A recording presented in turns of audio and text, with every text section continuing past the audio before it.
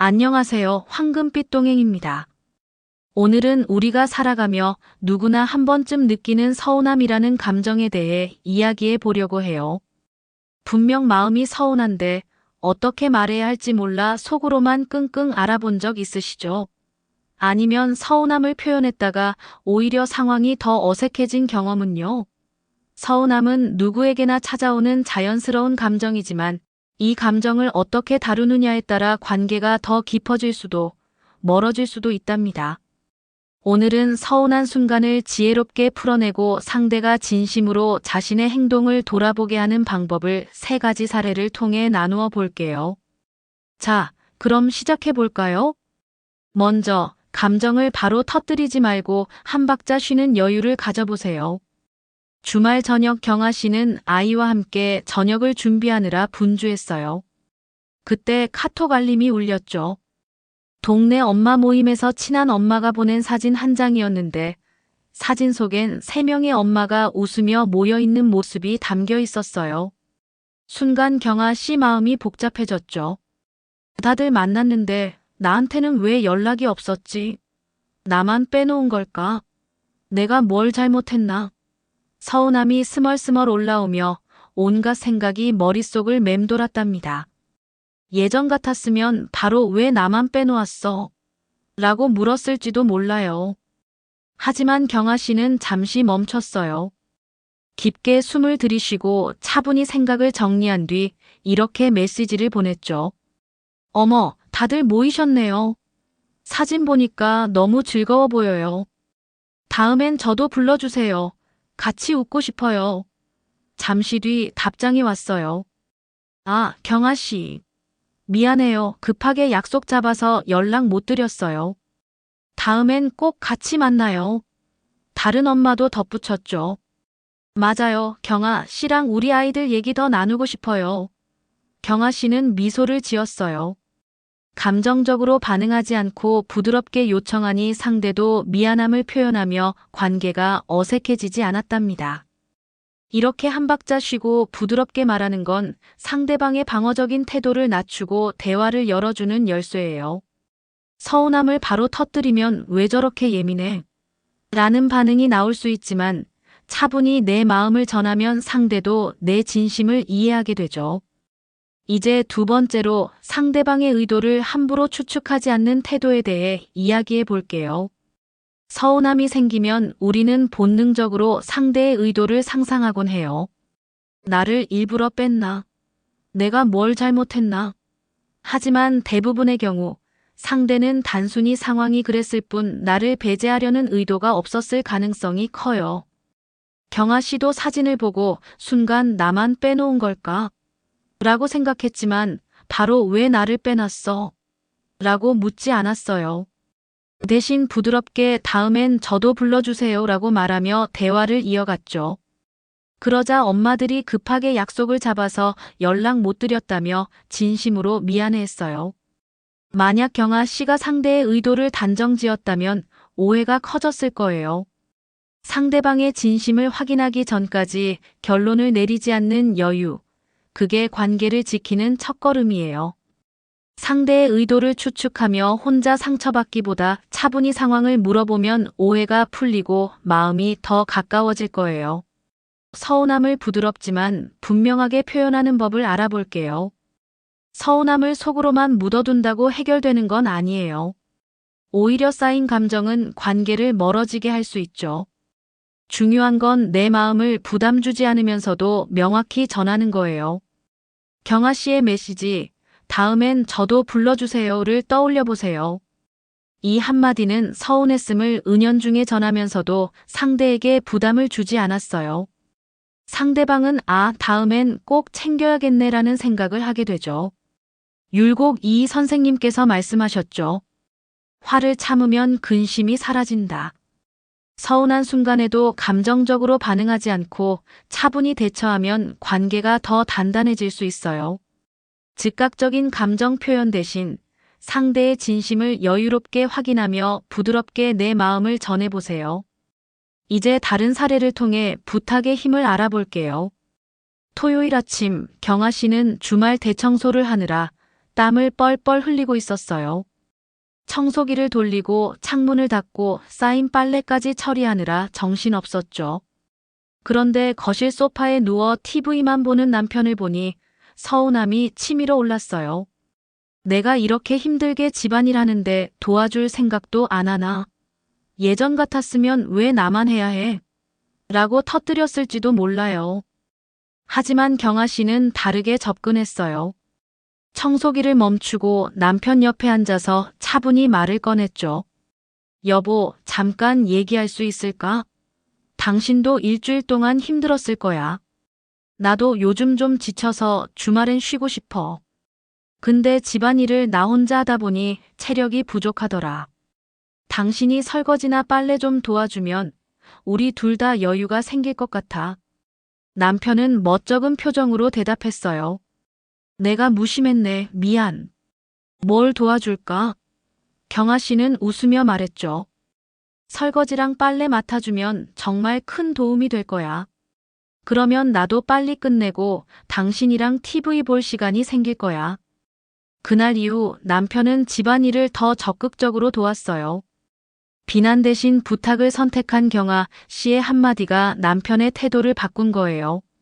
심리학적으로 비난은 상대의 방어 기제를 작동시키지만 부탁은 협력을 이끌어낸답니다. 왜 나만 해야 해? 라는 말은 그럼 나는? 이라는 반발심을 불러일으키지만 당신도 힘들겠지만 같이 하면 우리 둘 다 편해질 거야 라는 말은 공동의 목표를 제시해요. 상대는 내가 돕는 게 단순한 노동이 아니라 우리 관계를 위한 투자라는 걸 느끼게 되죠. 차분한 톤도 중요해요. 화를 내는 목소리는 상대의 뇌를 싸움 모드로 만들지만 낮고 안정적인 톤은 신뢰를 형성하죠. 상대방의 입장을 먼저 인정하며 부탁하면 마음의 문이 열리고 협력이 시작된답니다. 퇴계 이황 선생님의 말씀처럼 남을 이해하려는 마음이 나를 다스리는 길이에요. 비난이 벽을 세운다면 부탁은 문을 여는 열쇠랍니다. 마지막으로 솔직하고 단호하게 말하는 용기에 대해 이야기해 볼게요. 금요일 저녁 준서 씨는 오랜만에 대학 동기들과 술자리에 나갔어요. 바쁜 일정 때문에 모임에 자주 못 나갔던 터라 오늘은 모든 약속을 미루고 시간을 냈죠. 그런데 대화가 한창이던 중 한 친구가 말했어요. 야, 준서가 돈 잘 버니까 오늘 밥값은 준서가 내자. 다른 친구들도 웃으며 맞장구 쳤죠. 준서 씨는 순간 기분이 상했어요. 내가 돈을 잘 번다고 왜 항상 내가 내야 해?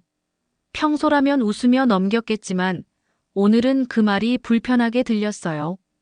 준서 씨는 잠시 생각을 정리한 뒤 차분하지만 단호하게 말을 꺼냈죠. 야, 나도 열심히 일해서 번 돈인데 이렇게 밥값을 떠넘기면 좀 서운하다.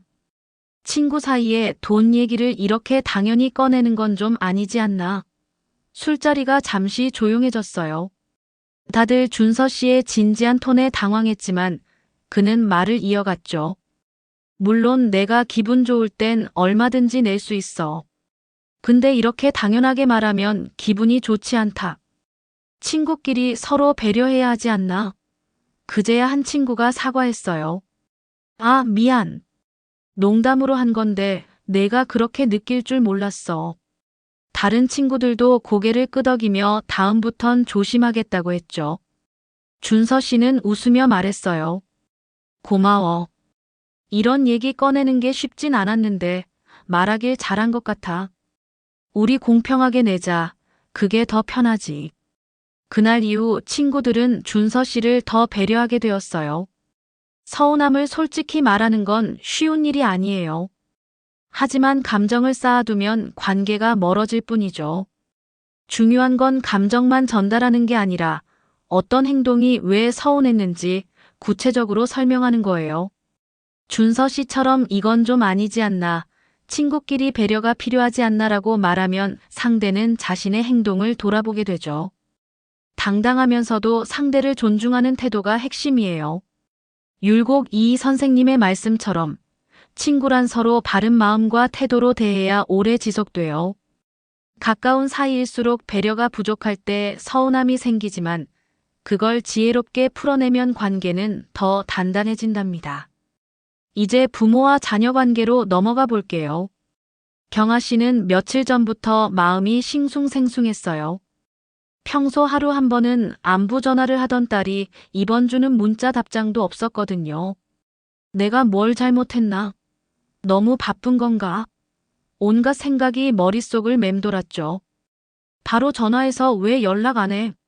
라고 묻고 싶었지만 부담 주는 엄마로 보일까봐 망설였어요. 하지만 서운함이 커지자 경아 씨는 결국 전화를 걸었죠. 딸, 요즘 많이 바쁜가 보네. 딸은 살짝 당황한 목소리로 대답했어요. 아, 엄마 요즘 회사 일 때문에 정신없어서 연락 못했어. 미안해요. 경아 씨는 역시 바빴구나 싶으면서도 서운함을 완전히 숨길 수 없었어요. 하지만 감정을 터뜨리는 대신 차분히 말했죠. 그렇구나. 내가 바쁜 건 이해해. 근데 엄마는 내 목소리 듣는 것만으로도 하루가 든든하거든. 요즘 연락이 뜸해서 조금 서운했어. 딸은 잠시 듣다가 진심으로 답했어요. 엄마 미안해요. 엄마가 그렇게 느끼실 줄 몰랐어요. 앞으로 더 신경 쓸게요. 다음 날 딸은 먼저 문자를 보냈어요. 엄마, 오늘 하루 잘 보내세요. 저도 힘내볼게요. 경아 씨는 마음이 한결 편안해졌어요. 자녀에게 서운함을 느끼는 건 당연한 일이에요. 하지만 그 감정을 어떻게 표현하느냐가 중요하죠. 왜 연락 안 해? 라고 다그치면 상대는 방어적이 되지만 요즘 바쁜가 보네. 라고 부드럽게 시작하면 마음의 문이 열려요. 그리고 솔직하지만 긍정적으로 말하는 것도 효과적이에요. 왜 연락 안 해서 서운해? 대신 내 목소리 듣는 게 엄마한테 큰 힘이 된다고 말하면 딸은 내가 소중한 존재라는 걸 느끼게 되죠. 퇴계 이황 선생님의 말씀처럼 마음이 통하면 거리가 멀어도 가까운 법이에요. 부모와 자녀 사이에서도 진솔한 대화는 서운함을 녹이고 관계를 더 깊게 만들어준답니다. 자, 오늘 이야기 어떠셨나요? 서운함은 누구나 겪는 감정이지만 그걸 무작정 삼키거나 감정적으로 터뜨리는 대신 지혜롭게 다룰 수 있는 방법을 배웠어요. 감정을 바로 내뱉지 않고 한 박자 쉬며 부드럽게 표현하는 것, 상대의 의도를 추측하기보다 여유롭게 확인하는 것, 가리고 서운함을 관계를 지키는 기회로 바꾸는 용기. 이 세 가지를 마음에 새기시면 어떤 관계든 더 따뜻하고 단단해질 거예요. 70대, 80대는 이제 마음 다치며 휘둘리는 나이가 아니라 관계를 품격 있게 이끌어가는 지혜로운 나이입니다. 서운함을 따뜻한 말 한마디로, 진심 어린 대화로 풀어보세요. 그 순간 마음의 문이 열리고 관계가 다시 따뜻해질 거예요. 비난은 벽을 만들지만 부탁은 문을 열어요. 마음을 전하면 거리는 사라지고 온기가 찾아오죠. 서운함을 말하는 용기가 사랑을 지키는 첫걸음입니다. 여러분의 삶은 이미 귀하고 존엄한 여정이죠. 이제 서운함에 끌려가지 않고 그 감정을 다스릴 줄 아는 지혜로운 어른으로 살아가실 때예요. 퇴계 이황 선생님의 말씀을 다시 떠올려 볼게요. 마음을 나누면 거리가 멀어도 가깝고 마음을 닫으면 눈앞에 있어도 멀다. 지금부터 마음을 열고 서운함마저 따뜻한 말로 바꾸는 멋진 인생 2막을 시작해 보세요. 황금빛 동행은 언제나 여러분 곁에서 함께하겠습니다. 오늘도 따뜻한 울림이 되셨길 바라며 감사합니다. 이야기와 댓글로 더욱 풍성해지는 황금빛 동행입니다. 구독과 좋아요, 알림 설정을 해주시면 더 좋은 영상으로 보답하겠습니다. 항상 행복하고 건강한 하루 보내세요. 시청해주셔서 감사합니다. 다음 영상에서 만나요.